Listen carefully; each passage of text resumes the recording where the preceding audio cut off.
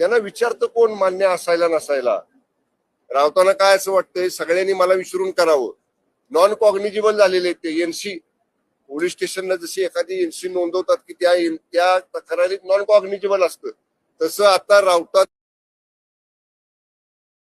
Non cognizable appearance झालेला आहे. कशासाठी पवार साहेबांनी त्यांना विचारायचं मी विधान भवनला गेल्यावर कोणाकडे जाऊ नको, कोण लागून गेले राऊत एवढे मोठे. त्यामुळं आदरणीय पवार साहेब आदरणीय शिंदे साहेबांच्या ऑफिसमध्ये आले. आदरणीय शिंदे साहेबांनी प्रोटोकॉल प्रमाणे त्यांचं पुष्पगुच्छ देऊन या ठिकाणी स्वागत केलं. राऊतांच्या पोटात दुखायचं काय कारण आहे मी सांगू का आपल्याला.